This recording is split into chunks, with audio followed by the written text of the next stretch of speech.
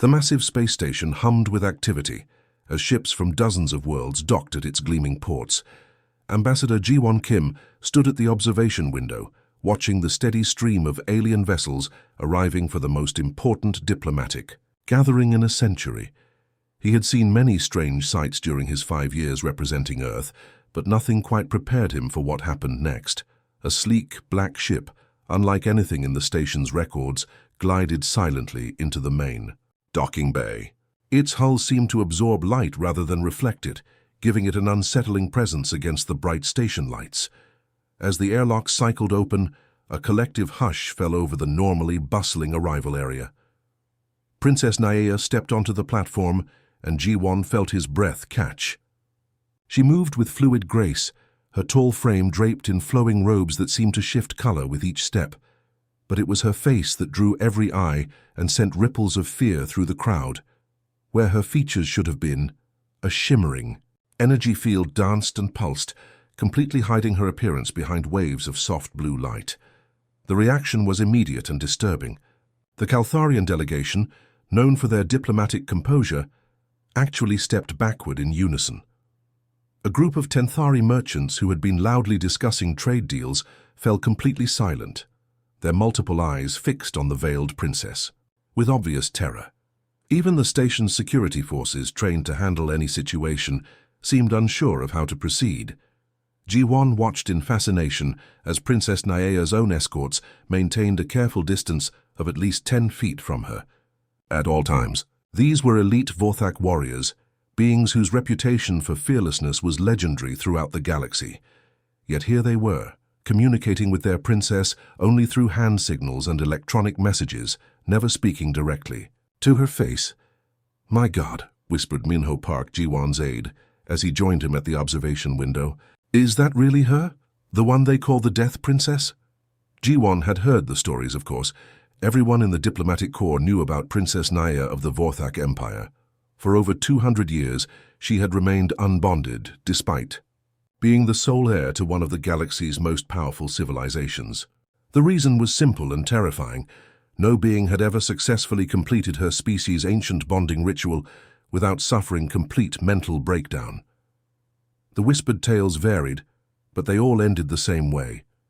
Some said that looking upon her true face revealed such divine beauty that mortals couldn't comprehend it, driving them into permanent madness. Others claimed her appearance was so horrific that viewers either died of shock or fled screaming into the void of space.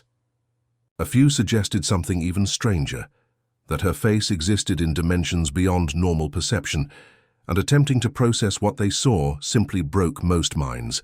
What everyone agreed on was the result. Challengers would approach her with confidence, complete the first trials with ease, and then face the final test, the ritual unveiling. Without exception, they either collapsed unconscious, ran away in terror, or were found days later in catatonic states, their minds apparently shattered by whatever they had witnessed. As Princess Naea glided through the station corridors toward her assigned quarters, aliens pressed themselves against the walls to avoid her path. Conversations died as she passed, replaced by nervous whispers in a dozen different languages. Even the artificial intelligence systems seemed affected, with lights flickering slightly in her presence and automated announcements stuttering mid-sentence. Ji-won found himself genuinely curious rather than afraid. Here was a being so isolated that even her own people feared to look at her directly, yet she carried herself with dignity and purpose. What kind of life must that be? What kind of strength did it take to endure such complete isolation?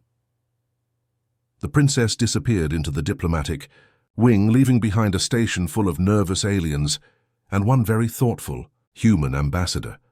The grand dining hall of the space station buzzed with conversation as hundreds of delegates from across the galaxy gathered for the traditional welcome banquet. Long tables stretched across the vast room, each one carefully arranged to accommodate the different atmospheric and dietary needs of dozens of alien species. The air hummed with translation devices working overtime, converting thousands of different languages into coherent communication. Ji-won Kim entered the hall and immediately noticed something strange. In the center of the room sat a single table, elegantly set with the finest crystal and adorned with exotic flowers from a dozen worlds. It should have been the place of honor, reserved for the most important guests. Instead, it was completely empty except for one figure. Princess Naya sat alone at the massive table, her energy veil casting dancing shadows across the white tablecloth. Around her, a perfect circle of empty space stretched for nearly 20 feet in every direction. Other delegates had literally moved their tables away from hers, creating an island of isolation in the middle of the celebration.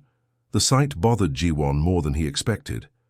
He watched as servers approached her table with obvious reluctance, placing dishes down quickly, before hurrying away without making eye contact. The princess ate in complete silence, occasionally turning her veiled head toward the laughter and conversation happening safely beyond her invisible barrier. "Don't even think about it," Minho whispered urgently, grabbing Ji-won's arm. "I can see that look on your face. Remember what happened to the Zentorian prince 3 years ago? They found him in his quarters, completely catatonic. He still hasn't spoken a word, but Ji-won was already moving toward the isolated table. He had spent months studying Vorthak culture and language in preparation for this summit, and something about the princess's solitude struck him as fundamentally wrong. In Vorthak society, eating alone was considered one of the gravest insults possible. As he approached, conversations began to die around him. By the time he reached the edge of the empty circle surrounding Princess Naea's table, the entire hall had fallen silent. Hundreds of alien eyes watched in fascination and horror as the human ambassador stepped into the forbidden zone. "Greetings, Your Highness," Ji-won said in carefully practiced Vorthak, bowing respectfully. "I hope you don't mind if I join you for dinner." The princess's veiled head turned toward him with what seemed like surprise. For a long moment, she said nothing. Then, in a voice like distant music, she replied in perfect English, "You speak my language well, Ambassador Kim, though I suspect you may be the first being in 2 centuries brave enough or foolish enough to use it in my presence." Ji-won pulled out a chair and sat down, ignoring the gasps that echoed through the silent hall. "I prefer to think of it as being properly polite. In your culture, dining alone is an insult to the host, isn't it?" There was another pause, and then something that might have been laughter came from behind the shimmering veil. "You have done your homework, human. Yes, it is considered quite rude, though in this case, I believe the insult is intended." As they began to talk, Ji-won found himself genuinely enjoying the conversation. Princess Naya was incredibly well educated, with deep knowledge of stellar navigation, trade economics, and galactic history. She spoke 7 languages fluently and had apparently memorized the trade routes of every major spacefaring civilization. "The Andorian Nebula route has been unstable lately," she mentioned casually while cutting into her meal. "Solar flare activity is making navigation difficult. Perhaps the Terran shipping companies might consider the alternate path through the Kepler system." "That's exactly what we've been discussing with our merchants," Ji-won replied, genuinely impressed. "The fuel costs are higher, but the time savings make up for it. You clearly understand interstellar commerce better than most trade ministers I've met." Around them, the dining hall remained unnaturally quiet. Other delegates leaned forward in their seats, straining to hear every word of this impossible conversation. Several Caltharian diplomats were frantically taking notes, while a group of Zentorian observers looked ready to flee at any moment. "They're all waiting for you to collapse," Princess Naya observed quietly, gesturing toward the watching crowd, "or run screaming from the room. It's what usually happens when someone gets this close to me." "Well," Ji-won said, taking a sip of his wine, "I've always been told I'm not usual. Besides, you're excellent company. I haven't had a conversation this interesting since I arrived at the station." The princess tilted her veiled head slightly. "You truly aren't afraid of me, You? Should I be?" Ji-won asked simply. That question seemed to catch her off guard, and for the first time since he'd sat down, Princess Naya fell completely silent. The emergency session was called at dawn, station time. Ji-won hurried through the corridors alongside hundreds of other delegates, all summoned by urgent messages that had arrived during the night. Something major was happening in the Vorthak Empire, and the ripple effects would be felt across the entire galaxy. The main assembly hall was packed beyond capacity. Beings from every corner of known space pressed together, their usual territorial boundaries forgotten in the face of crisis. At the center of the room, Princess Nyea stood before a massive holographic display showing the Vorthak home system. "My father, Emperor Velkin, died 3 days ago," she announced, her musical voice carrying clearly through the translation systems. The hall erupted in shocked murmurs. The Vorthak Emperor had been ill, but his death was unexpected and sudden. Princess Nyea waited for silence before continuing. "According to our ancient laws, I cannot assume the throne without completing the sacred bonding. My uncle, General Morvac, has declared this impossible and claims the right to rule in my place. He has already seized control of our outer colonies and declared himself regent." Jiwon felt his stomach drop. General Morvac was known throughout the galaxy as a ruthless military commander with little patience for diplomacy. If he gained control of the Vorthak Empire's massive fleet and advanced weapons, it would shift the balance of power dramatically. "Therefore," Princess Nyea continued, "I invoke the ancient right of trial by bonding. Any being of noble blood, or equivalent rank, may challenge for the right to stand beside me as co-ruler of the Vorthak Empire. The trials will commence in 7 days." The silence that followed was deafening. Every being in the room understood what she was asking, and every being in the room knew why no one would answer. The sacred bonding wasn't just a marriage ceremony or political alliance. It required the challenger to pass through 3 trials, the final one being to look upon the princess's true face and remain sane enough to speak the ritual words of acceptance. Minutes ticked by. Then an hour. The assembled delegates shifted uncomfortably in their seats, but no one moved toward the center of the room. Some whispered quietly about the historical records, reminding each other of the fate that had befallen previous challengers. "The Regelian Crown Prince tried it 50 years ago," someone muttered. "They found him floating in space 3 days later, his mind completely gone." "What about the Centaurian noble, the one with all the cybernetic enhancements?" Lasted 30 seconds after seeing her face. Still in a medical facility on Proxima Station, Jiwon watched Princess Nyea standing alone at the center of the room, her energy veil pulsing softly in the harsh assembly lights. She had to know this would happen.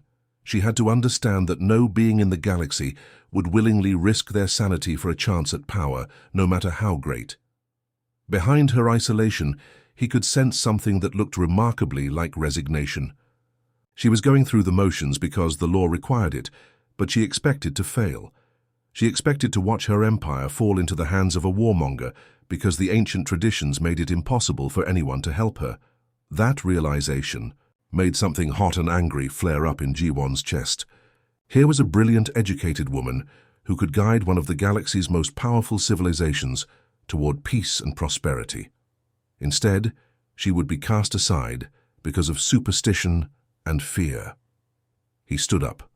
The movement sent a ripple of shock through the assembly hall. Every eye turned toward the human section, where Ambassador Jiwon Kim was rising from his seat with deliberate purpose. "No," Minho hissed, grabbing his arm. "Jiwon, don't you dare. I've spent the last 3 days researching every historical record I could find.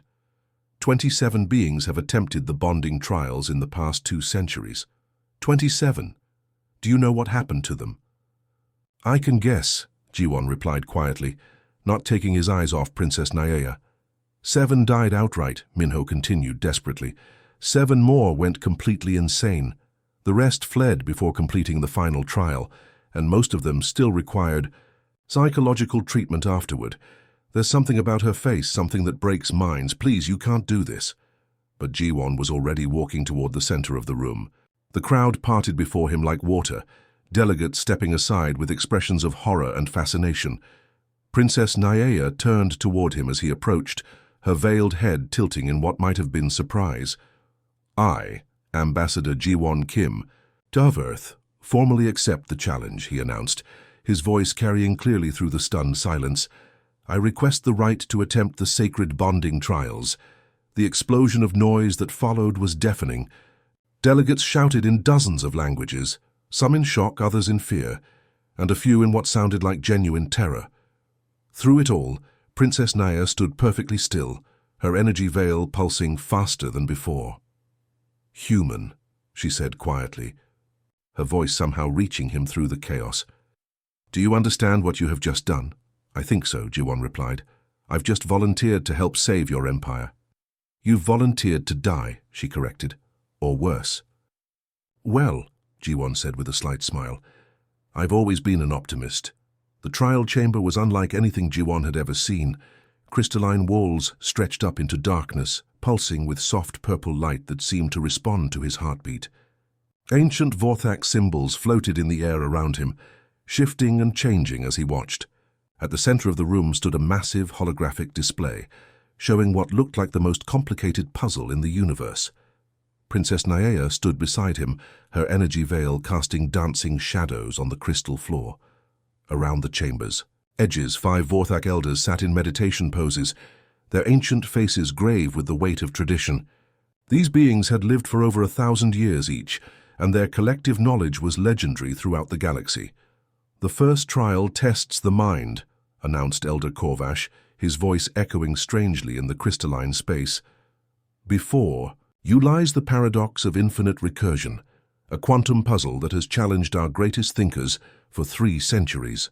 You must solve it within 1 solar hour, or forfeit your claim." Jiwon stared at the holographic display and felt his confidence waver.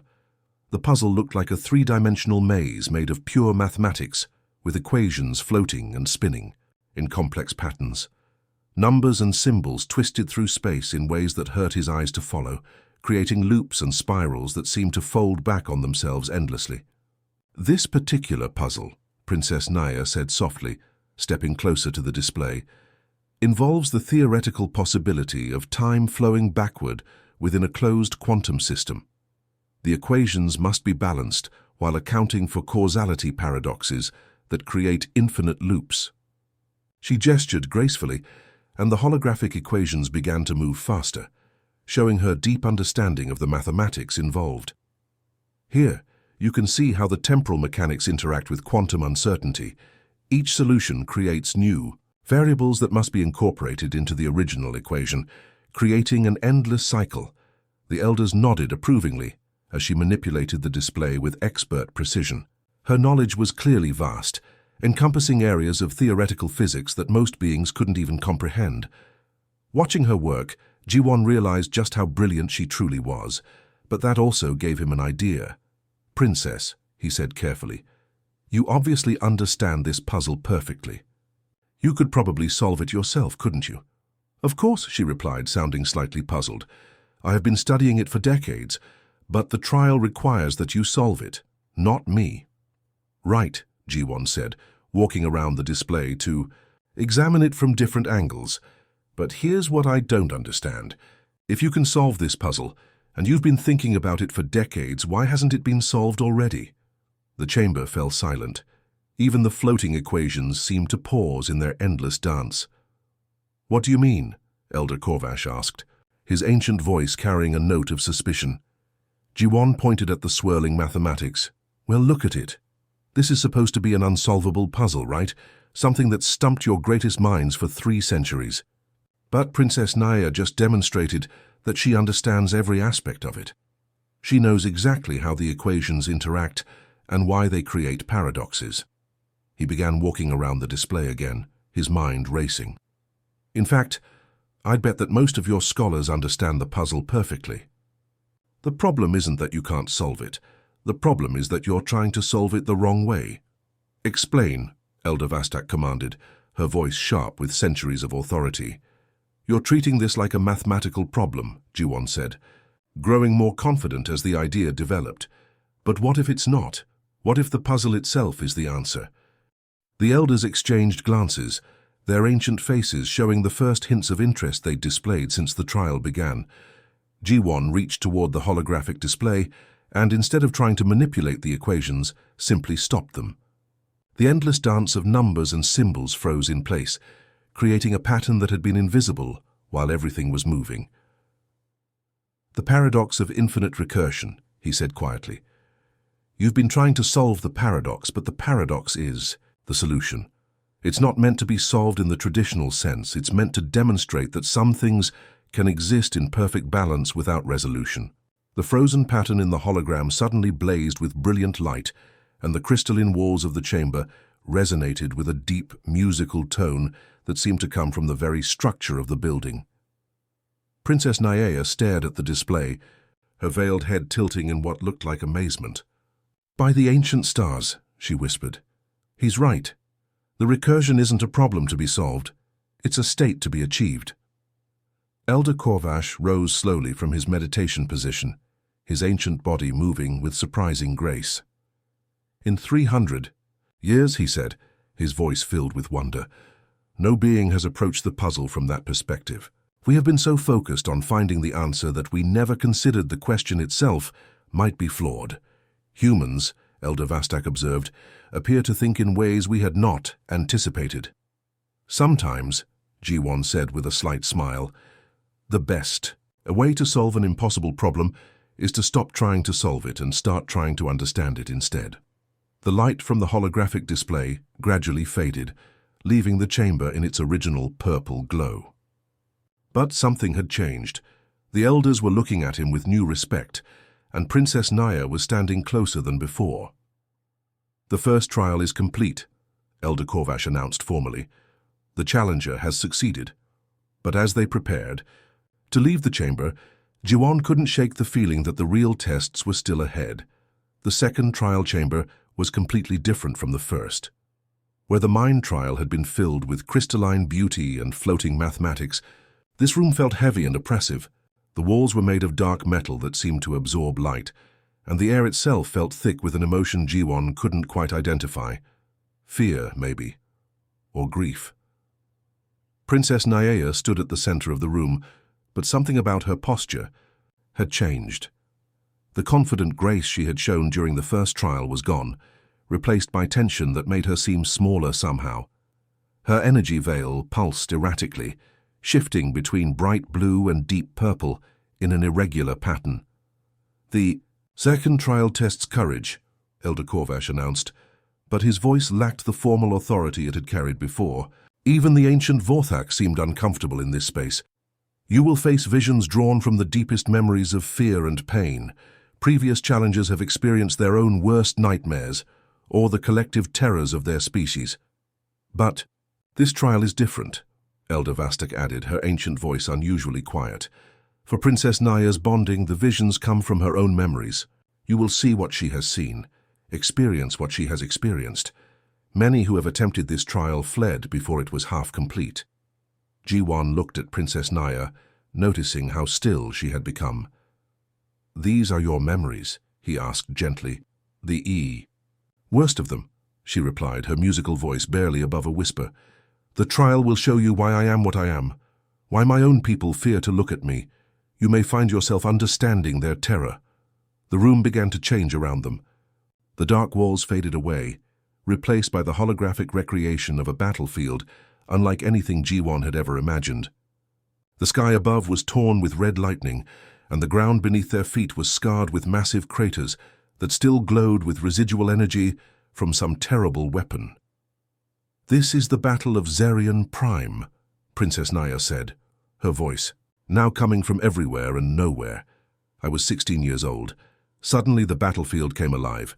Massive war machines stalked across the scarred landscape, their weapons tearing reality itself apart with each shot.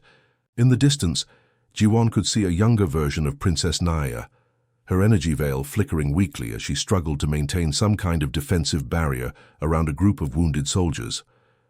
The scene was horrific. Bodies lay scattered across the battlefield, some from species Jiwon didn't recognize, others clearly Vorthak. The smell of burning metal and worse things filled the air, and the sound of screaming echoed from every direction. But what struck Jiwon most wasn't the violence or the destruction. It was the look of desperate determination on the young princess's face as she poured her own life energy into protecting people who couldn't protect themselves. She was burning herself out, literally giving pieces of her soul to keep others alive. "I held that barrier for 18 hours, Princess Nya's voice whispered around him. "By the end, parts of my consciousness had been scattered across multiple dimensions. That's when my face began to change. The scene shifted, showing the aftermath of the battle. The young princess collapsed, her energy veil no longer steady blue but wild and chaotic, cycling through colors and patterns that hurt to look at directly. When she tried to speak to the survivors she had saved, they backed away in fear.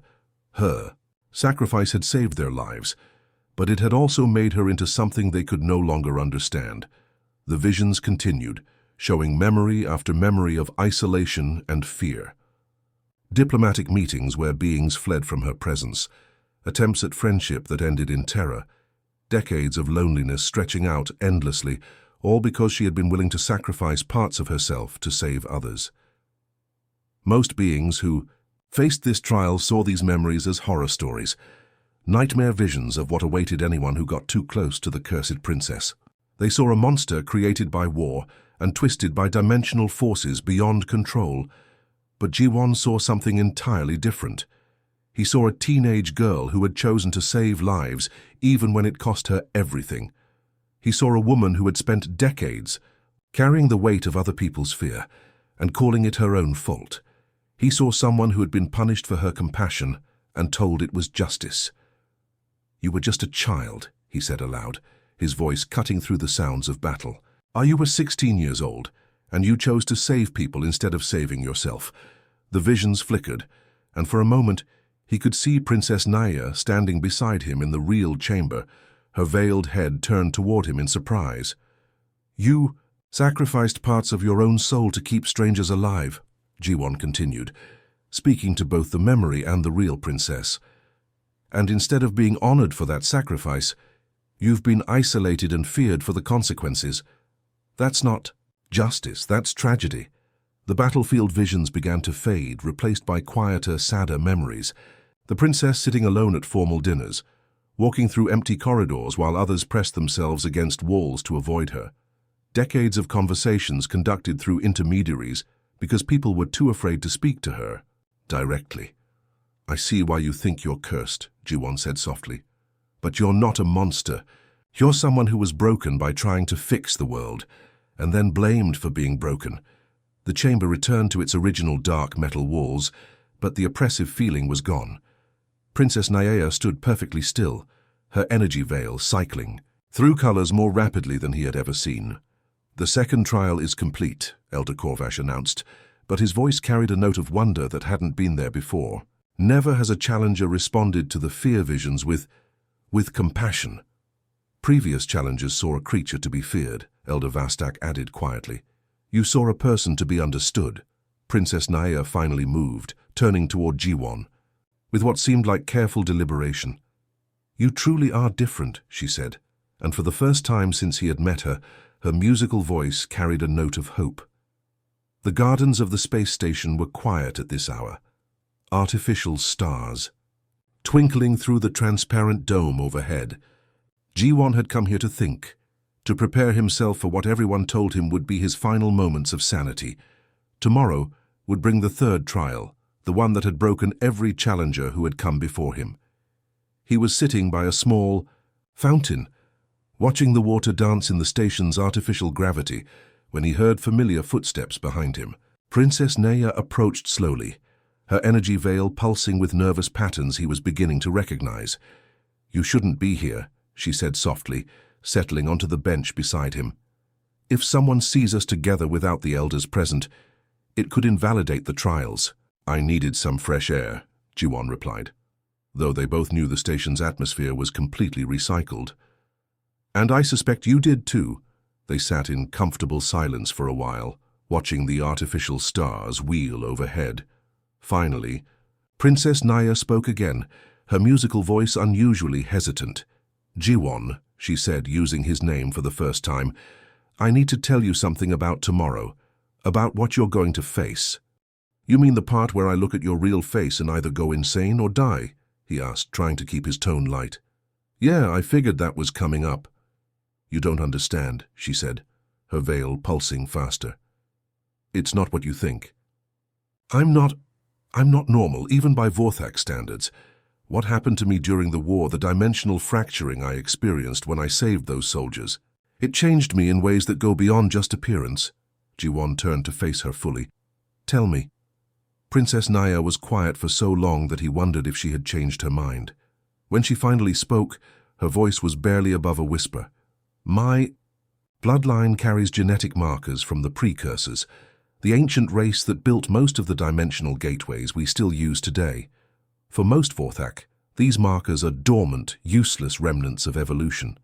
But when I burned through my dimensional barriers during the battle, those old genes activated." She gestured to her energy veil, which flickered and danced with increasing agitation. "My face exists in multiple dimensional phases simultaneously. When beings look at me, they don't see one face. They see fragments of faces across different layers of reality, overlapping and shifting in ways that most minds simply cannot process." "What do they see exactly?" Ji-won asked, genuinely curious rather than afraid. "It depends on the individual," Princess Naya explained. "Some see what their minds interpret as divine perfection, beauty so intense it breaks their ability to think rationally. Others see cosmic horror, features that exist in geometries their brains weren't designed to understand. Both reactions result in the same thing, complete mental overload." She turned toward him, her veiled head tilting in that way he had come to recognize as uncertainty. "The few who have survived long enough to describe it say that looking at my true face is like trying to see all possible versions of a person at once, across infinite realities. Imagine trying to focus on a photograph that's been layered with hundreds of other photographs, all slightly different, all shifting and changing every second." Ji-won considered this for a moment. "So, you're stuck existing in multiple dimensions at the same time?" "Yes," she replied simply. "That sounds incredibly lonely." The comment seemed to catch her off guard. "Lonely?" "Well, yeah," Ji-won said, as if it were obvious. "You can't have normal relationships because your very existence overwhelms other people's minds. You can't even show your face to your own guards. You've spent decades isolated because of something that happened when you were trying to save lives." He paused. "Does it hurt, living split across multiple dimensions like that?" Princess Naya went completely still. In all his research, in all the historical records Minho had shown him, Ji-won had never read about anyone asking that question. She started, then stopped. "Yes, it hurts constantly, like being stretched in directions that don't exist, pulled apart by forces I can't control. Sometimes I can feel pieces of myself scattered across realities I can't even name." "How long has it been since someone asked you how you felt?" Ji-won asked gently. "I don't remember," she admitted, her voice so quiet he could barely hear it. "That's awful," he said simply. "You've been in pain for decades, and everyone's been so focused on being afraid of you that they forgot you're a person who might be suffering." Princess Naya turned to stare at him, her energy veil cycling through colors he had never seen before. "You really aren't like other beings, are you?" "My mother always said I was stubborn about seeing the best in people," Ji-won replied with a slight smile. "Sometimes I think she meant it as a complaint." "Ji-won," Princess Naya said urgently, "you have to understand what you're risking tomorrow. When I remove this veil, when you see what I really am, there's a very real chance it will destroy your mind. You could spend the rest of your life in a medical facility, conscious but unable to process reality. Is helping me really worth that risk?" Ji-won was quiet for a long moment, watching the artificial stars reflected in the fountain. "Can I ask you something?" "Of course." "If our positions were reversed, if I were the one trapped between dimensions and in constant pain, isolated from everyone I cared about, would you take the risk to help me?" Princess Naya didn't hesitate. "Yes." "Then you have your answer," Ji-won said simply. They sat together in the quiet garden until the artificial dawn began to brighten the dome overhead, neither of them speaking, both of them knowing that tomorrow would change everything. The sacred chamber was ancient beyond measure, its walls carved from a single piece of crystalline stone that seemed to pulse with its own inner light. Symbols from the dawn of Vorthak civilization covered every surface, telling stories of bonds formed and broken across countless generations. At the center of the room stood two simple chairs, facing each other across a space that felt both intimate and vast. Ji-won entered first, accompanied by the 5 elders who would witness this final trial. The air itself felt heavy with centuries of tradition and expectation. Behind them came Princess Naya, moving with the careful grace of someone who had walked this path in nightmares for decades. "The third trial," Elder Corvash announced, his ancient voice echoing strangely in the crystalline space, "is the trial of truth. The challenger must look upon the true face of the one they would bond with, speak the ritual words of acceptance, and maintain their sanity throughout. If the challenger fails, the bonding is void, and they forfeit not only their claim but often their ability to function in normal society." Princess Naya took her place in the chair across from Jiwon, her energy veil pulsing with patterns that seemed almost frantic. "This is your last chance to withdraw," she said softly, her musical voice carrying clearly through the chamber. "No one would think less of you for choosing safety over madness." "Actually," Jiwon replied, settling into his own chair, "I think quite a few people would think less of me. But more importantly, I'd think less of myself." The elders arranged themselves around the chamber's perimeter, their ancient faces grave, with the weight of what they were about to witness. In over 2 centuries, they had watched this trial destroy the minds of dozens of brave beings. The lucky ones fled before it was complete. The unlucky ones were still in medical facilities, their consciousness scattered across realities they could no longer comprehend. "Are you ready?" Princess Naya asked, and Jiwon could hear the fear in her voice, not fear of what might happen to her, but genuine terror for what she was about to do to him. "As ready as anyone can be for something like this," he answered honestly. "Princess..." Naya raised her hand slowly, gracefully, toward the energy field that concealed her face. The blue light pulsed once, twice, and then began to fade. What Jiwon saw defied every expectation he had formed. Her face was there, clearly visible, but it was also everywhere else at the same time. He could see her features as they existed in this dimension. Elegant cheekbones, eyes that were larger than human normal but achingly beautiful, skin that seemed to carry its own soft luminescence. But layered over that face, around it, through it, were dozens of other versions of the same features. In one dimensional phase, her eyes were the deep purple of distant nebulae. In another, they were silver like captured starlight. Her cheekbones shifted subtly between angular and soft. Her lips moved between fuller and thinner. Her skin tone flowed from pale luminescence to rich golden warmth. It was like looking at every possible variation of Princess Naya that could exist across infinite realities, all existing simultaneously in the same space. The effect should have been overwhelming. His mind should have been unable to process the geometric impossibility of features that existed in dimensions human brains weren't designed to perceive. The overlapping faces should have created a visual chaos that would send him screaming from the chamber. Instead, Jiwon found himself thinking about art. There had been a painter in his hometown when he was young, an old woman who created portraits using layers of transparent film. Each layer showed a slightly different version of the same person, and when you looked at them all together, you saw something deeper than any single image could convey. You saw the person as they truly were, across all the moments and moods and possibilities that made them who they were. Princess Naya's multidimensional face was like that, but infinitely more complex. Yes, the overlapping features were strange and otherworldly. Yes, seeing someone exist across multiple realities simultaneously was unlike anything in human experience. But underneath all the impossible geometry and dimensional complexity, Jiwon could see something heartbreakingly simple. He could see her loneliness.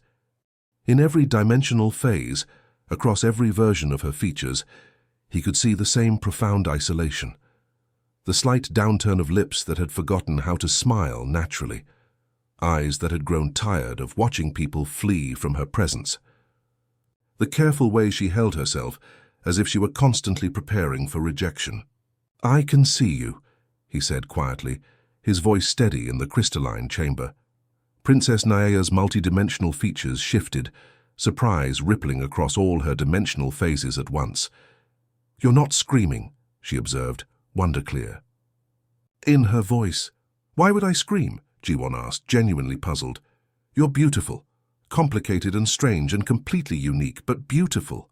But the dimensional overlap, she stammered, her features flickering with confusion. The geometric impossibilities. Your mind should be breaking down, trying to process what you're seeing. Ji-won tilted his head slightly, studying her face across its multiple dimensional layers. You know what I see when I look at you? Cosmic horror, she suggested weakly. Divine perfection that drives mortals mad? I see someone who's been alone for way too long, Ji-won said simply. Someone who's been told she's a monster so many times that she started to believe it. Someone who's been carrying an impossible burden and never once complained about the weight. Tears began to form in Princess Naia's eyes, and Ji-won watched. In fascination as they existed across multiple dimensions simultaneously, each droplet, a small prism splitting light into impossible colors. I, Ji-won Kim of Earth, he said formally, speaking the ancient ritual words that would seal their bond. Accept you as you are, in all dimensions, across all realities, for all time. I offer my strength to share your burden, my friendship to ease your loneliness, and my loyalty to stand beside you whatever may come. The crystalline chamber filled with light as the words took hold, and for the first time in over 2 centuries, the sacred bonding was complete. Elder Korvash's voice shook with emotion as he spoke the final pronouncement. The trials are complete. The bond is sealed. Let none doubt the courage of humans or the wisdom of looking beyond fear to find truth. Princess Naia was still crying, her multidimensional tears creating tiny rainbows in the chamber's light. But for the first time since he had met her, Ji-won thought she looked truly happy. The moment the ritual words left Ji-won's lips, the ancient chamber began to change. The crystalline walls, which had pulsed with soft light for centuries, suddenly blazed with brilliance that made everyone shield their eyes. The carved symbols that told the history of Vorthak bondings began to glow and move, adding new patterns. That had never existed before. Princess Naia stared at Ji-won in complete shock, her multidimensional features shifting through what looked like every emotion at once. You actually did it, she whispered, her voice carrying wonder and disbelief in equal measure. You looked at me and didn't break. More than that, Elder Korvash said, his ancient voice trembling with awe. He saw you truly. In all our records, no challenger has ever spoken the acceptance words with such genuine understanding. The other elders were examining the new symbols appearing on the chamber walls, their expressions growing more amazed by the moment. The bonding has created new markings, Elder Vastak announced. The chamber itself is recording this as a unique event in our history. But Ji-won wasn't paying attention to the mystical light show or the excited elders. He was focused entirely on Princess Naia, who was still crying those impossible multidimensional tears that sparkled like captured stars. Hey, he said gently, reaching across the space between their chairs to offer his hand. Are you okay? She looked down at his outstretched hand, as if it were the most miraculous thing she had ever seen. No one has willingly touched me in over 50 years, she said quietly. Well, that changes now, Ji-won replied, keeping his hand steady and open. After a moment of hesitation, Princess Naia reached out and took his hand. Her touch was warm and surprisingly normal, despite the way her fingers seemed to exist in multiple dimensions at once.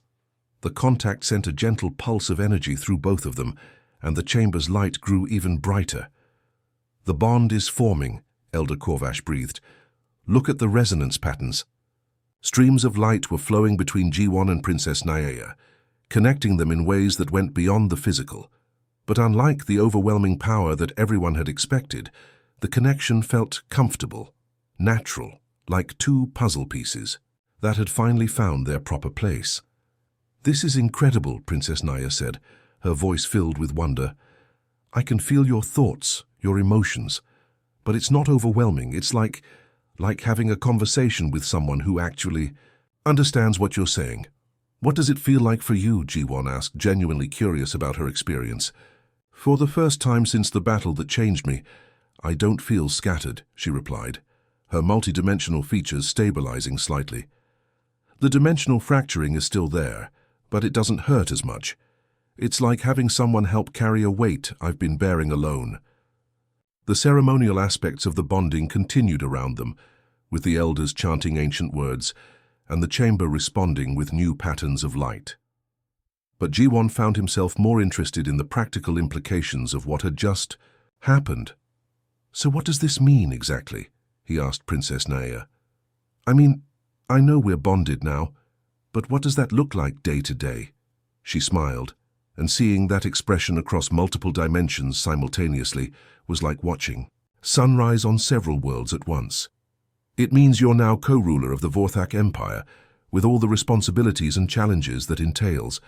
It means we'll be working together to prevent a civil war and guide our people toward a more peaceful future." "Our people," Ji-won repeated, testing the words. "I like the sound of that." "It also means," Princess Naea continued, her smile growing wider, "that I'm no longer the most isolated being in the galaxy.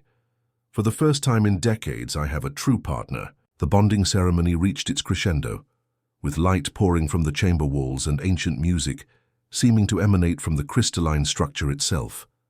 But through it all, Ji-won and Princess Naea sat holding hands, talking quietly about practical matters like governing an empire and preventing wars. "There's something I should probably mention," Ji-won said, as the ceremonial light began to fade. "I've never actually ruled anything before. My biggest leadership experience was organizing the office holiday party last year." Princess Naea laughed, a sound like silver bells that somehow harmonized across multiple dimensions. "Don't worry, I've been preparing for this role my entire life. I can handle the technical aspects of ruling. What I needed was someone who could see past the fear and prejudice, someone who could help me connect with beings who don't understand what I am." "Well," Ji-won said with a grin, "I'm pretty good at explaining complicated things in simple terms, and I've been told I have a talent for making people feel comfortable." "The bond is complete," Elder Korvash announced formally. Princess Naea and Ambassador Ji-won Kim are now joined in the sacred bonding. Let the news be carried to all corners of the empire. As they prepared to leave the chamber, Princess Naea squeezed Ji-won's hand gently. "Thank you," she said simply. "For what?" "For seeing me as a person instead of a legend, for offering partnership instead of worship or fear, for being willing to share an impossible burden with someone you barely knew." Ji-won squeezed her hand back.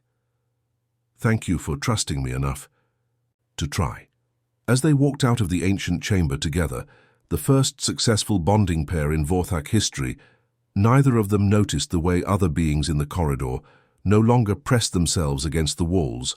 When Princess Naea passed, the fear was still there, but it was mixed now with curiosity and something that might have been hope.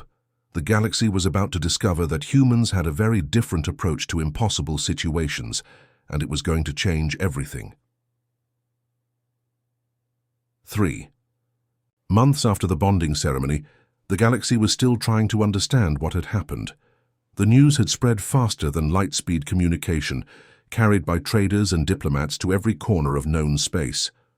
The impossible had occurred. A human had looked upon Princess Naea's true face and not only survived but thrived. Ji-won stood in the command center of the Vorthak flagship, watching holographic displays that showed the current state of the empire. What had been on the brink of civil war was now more stable than it had been in decades. General Morvak's rebellion had collapsed almost overnight when news of the successful bonding reached the outer colonies. Without the legitimacy crisis to exploit, his support had evaporated. "The Centaurian delegation has requested a meeting," Princess Naea announced, entering the command center with her usual graceful stride. Her energy veil was still in place during official duties, but she had been removing it more often in private. Ji-won had discovered that her multi-dimensional features were actually quite expressive once you learned how to read them across multiple realities. "What do they want?" Ji-won asked, though he suspected he already knew the answer. "The same thing everyone wants lately," she replied with amusement clear in her voice. "They want to understand how humans think. They're calling it the human factor now, and every species in the galaxy wants to study it." It was true. In the months since the bonding, diplomatic requests had been flooding in from civilizations that had barely acknowledged humanity's existence before. The Rigelian Star Council wanted human advisors for their trade negotiations. The Andromedan Collective was offering unprecedented research partnerships. Even the notoriously xenophobic Altarian Empire had opened formal diplomatic channels. Speaking of the human factor, Princess Naya continued, we've had another breakthrough with the precursor archives. Jiwon turned his full attention to her. This was the most exciting development since their bonding. Princess Naya's genetic connection to the ancient precursor race had always been dormant, locked away by dimensional barriers that her fractured state made impossible to access safely. But their bond had somehow stabilized her multidimensional nature enough to unlock memories that had been sealed for millennia. What did we find this time? He asked eagerly. Princess Naya activated a holographic display that showed complex schematics. Unlike anything in current galactic technology, terraforming systems that could transform dead worlds into garden planets in decades instead of centuries. Medical technologies that could extend lifespans across all known species. And this, she highlighted a particular section of the display. Dimensional transportation networks that could connect distant galaxies. Jiwon whistled softly. That's going to change everything. It already is, she replied. The Galactic Council has voted to establish the first pan-galactic research initiative in history. They want humans to lead the cultural integration efforts.